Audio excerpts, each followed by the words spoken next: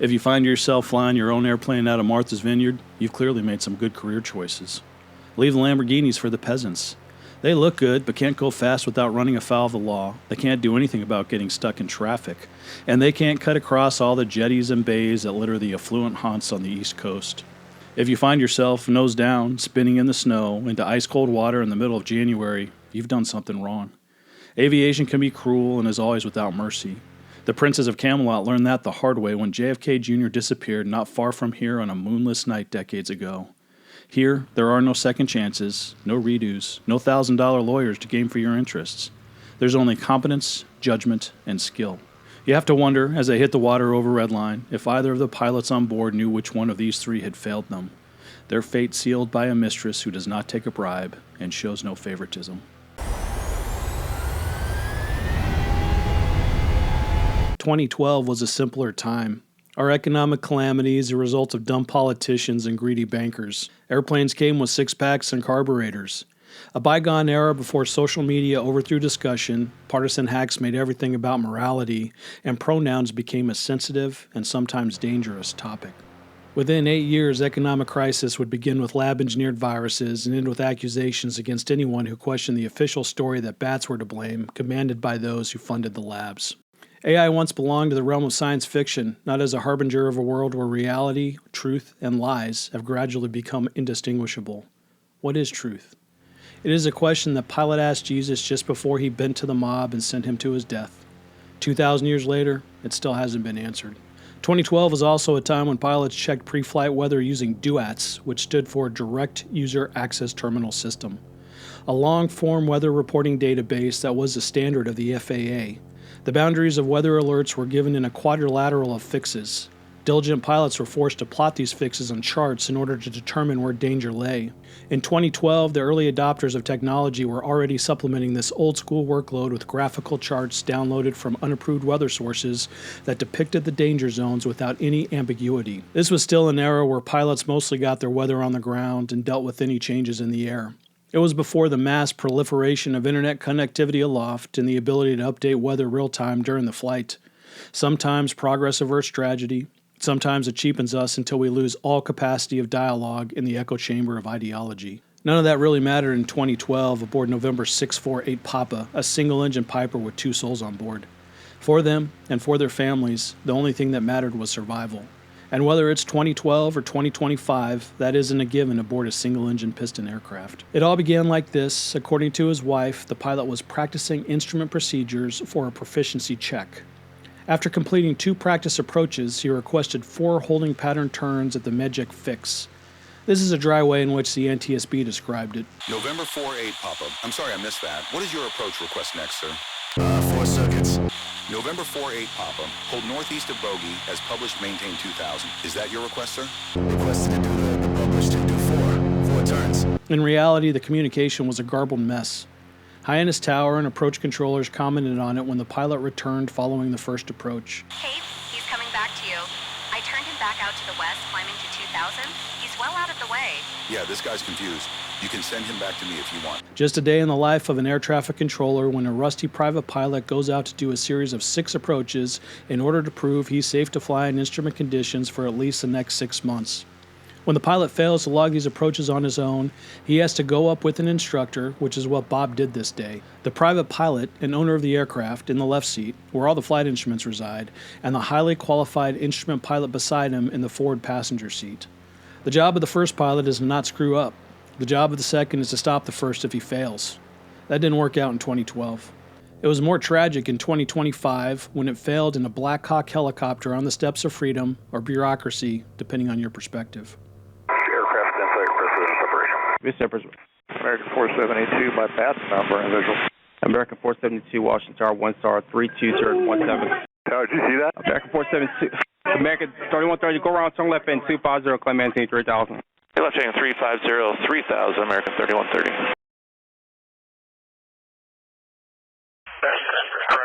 Crash. This is alert 3. Crash. This is alert 3.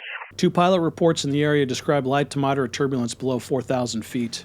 These reports blended into the only identified weather hazard on the official reports, turbulence below 8,000 feet.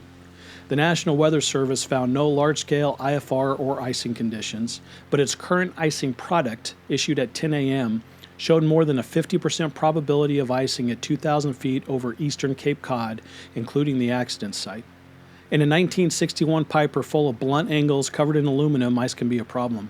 Slather a bit on the wings and all hell will break loose. Add a bit to the propeller and you lose thrust, no matter how fast it turns. The nearest weather station was Catha Municipal Airport, 8 miles southeast of the eventual crash site. At 09:52, winds were 320 at 10 knots, gusting 16, 7 miles visibility and light snow, overcast ceiling, 1,600 feet AGL, temperature minus 9 degrees Celsius. 30 minutes later, a special report was issued, winds 300 degrees at 11 knots, gusting to 19, 1 3/4 mile visibility and light snow, overcast ceiling, 1,800 feet, temperature minus 8 degrees Celsius. Barnstable Municipal, the planned destination for the practice approach, was 10 miles southwest. At 10:30, winds were 310 degrees at 12 knots, gusting to 21. 1 mile visibility and light snow, overcast ceiling 1,700 feet, temperature minus 11 degrees Celsius. There was, perhaps, a reason why the private pilot and instructor flew into such adverse conditions. The flight originated from Martha's Vineyard, 32 miles southwest. At 8:53, winds were 340 at 12 knots, gusting to 19, 10 miles visibility, clear skies below 12,000 feet. Temperature minus 9 degrees Celsius. The flight instructor on board was highly experienced, over 7,300 hours, and held multiple ratings, including single and multi-engine land and sea, instrument, and instructor certificates. Maintenance logs showed the last annual inspection in July of 2011. The aircraft had accumulated less than 100 hours since the inspection. The mechanic was contacted by NTSB representatives a month later on January 23rd following the crash. He at first declined to comment, but later, apparently with an attorney on the line, offered the following narrative to investigators. The pilot owner had experienced a tripped 50-amp circuit breaker on a previous flight from Boston Logan Airport to Falmouth Airpark, where the aircraft was based. According to the mechanic, the pilot had flown from Logan to Falmouth on battery power following the failure. The 50-amp circuit breaker protected alternator power to the aircraft, so the failure left the main battery on its own. On the old-school steam gauge aircraft, many of the instruments are powered by air pressure, and the engine spark plugs are powered by magnetos, which function separately from the electrical system. But navigation and radio systems require electricity. The main battery can help some, but it would have been a ticking clock. The owner stated that he didn't attempt to reset the circuit breaker in flight, which was appropriate. Circuit breakers primarily exist to prevent short circuits from turning into fires. In general, they should be reset in flight when they are absolutely essential to safety.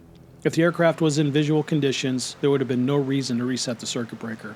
The mechanic had strung a noose around his pin when he completed the aircraft logbook following his inspection of the aircraft. He wrote, found that a 50-amp alternator circuit breaker did not match the 60-amp breaker called for in the wiring diagram. He signed the aircraft off without replacing the circuit breaker after checking the alternator brushes, adjusting belt tension, and running the engine several times without the circuit breaker popping again.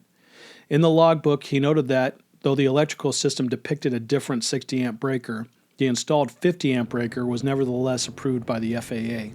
The NTSB included several documents in the accident docket that probed the finding. Other than that, they had little to say about the job the mechanic did, which generally means that they had no major objection. The NTSB doesn't pat you on the back for doing what you're supposed to do, especially not when two bodies are floating in Cape Cod Bay. Though the mechanic was called to rectify the issue with the alternator circuit breaker, there were other maintenance issues that had not been addressed. According to the pilot's wife, there had been a landing gear issue in November during a fuel stop. With no maintenance at the refueling field, the couple continued to their destination where it was apparently fixed. Also reported was the presence of electrical discharges in early January and an ATC incident in late December where the pilot reported radio problems. None of these were documented in the aircraft logbooks. That last bit, the radio problems reported a couple weeks prior to the accident, was in response to an ATC deviation when the pilot had failed to maintain heading and altitude as instructed. A close parallel would occur during the accident flight when air traffic control noted aircraft altitude fluctuating in 500-foot increments, well above the instrument pilot standard of plus or minus 100 feet. The NTSB was too kind to phrase it in an alibi, but the context of the earlier discrepancy provides a clear intonation. The smoke, the excuse for the 500-foot deviation. Maybe he was referring to the smoke outside, which was actually snow. If the pilot owner had survived, NTSB investigators might have been inclined to speculate that the event would not have been included in the logbook along with those previous discrepancies. We're institutionally reluctant to call people liars, even though every single person in the history of the universe is a guilty one. In this case, however, there is a good reason to believe that there was a connection between the eventual loss of control and the report of smoke.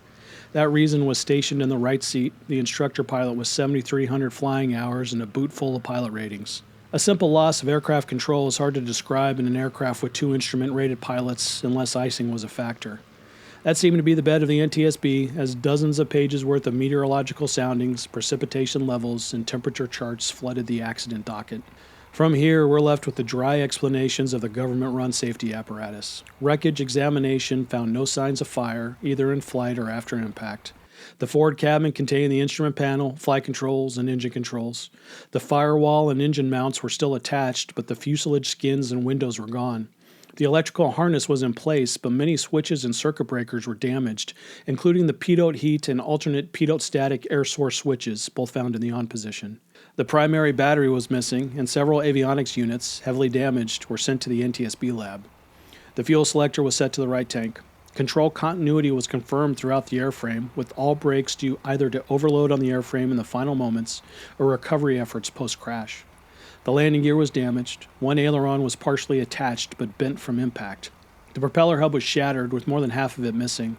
The blades were never recovered. Inside the engine, there were no signs of pre-impact failure. Cylinders, valves, and pistons appeared normal. The oil sump was free of metal but contained sand, likely from the crash site. The engine-driven fuel pump smelled of aviation fuel, but its gaskets were badly eroded from saltwater exposure. Toxicology tests found the pilot had several prescription medications in his system: diazepam, tramadol, and warfarin, all of which can impair performance.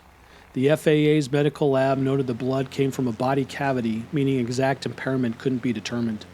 The flight instructor's toxicology report was clean: no alcohol, no drugs, and no carbon monoxide. At 3:04 and 1 second, less than a minute left to live, air traffic control asked about his altitude, fluctuating by 500 feet, and whether he needed help.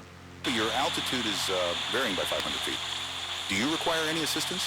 His reply came seconds later. There's smoke in the cabin. Roger, you're cleared out. Direct to Hyannis. Say intention, sir. I gotta clear the smoke and At 3:04 and 33 seconds, his last transmission began. guess we'll sit, we'll stay in the, we've cleared the smoke, we'll stay in the, The sentence was never finished, and the pilot was never heard from again. Radar showed the airplane heading west at 2,200 feet. 40 seconds later, it was in a right-hand turn, descending to 1,300 feet. That was the last reliable radar return. The wreckage was found submerged in Cape Cod Bay, about a third of a mile from the final radar point. The pilot owner left behind his wife, along with several children and grandchildren. The instructor pilot perished in anonymity. The NTSB blamed a loss of aircraft control for undetermined reasons. Call it ice, call it smoke, or call it ineptitude. There is simply not enough to say for sure. What happened to the occupants in the moments following impact with the sea? A sudden jolt into nothingness, or a bright light accompanied by visions of loved ones? That's the subject of my latest project for the God of Game Theory channel. Scan the code above, click the banner, or select the next video thumbnail at the end to hear more. I'd also like to thank my sponsor, my wife. If you're anywhere in the world and looking to make a real estate purchase, give her a holler for a free market report, comps, and a vetted referral suited to your needs, all at absolutely no cost to you. If you want more information, scan the QR code or click the link in the description below, or reach out directly to her. Back to the video. It is said that human desires and unlimited wants endlessly drive productivity and economic growth. There is no end to greed in all its forms. So we straddle the ledge of a particular cliff, the exponential shift in preferences waiting for another video, 12 years in the future, to reflect on all that has happened and what will happen next. Until next time, stay safe and be kind.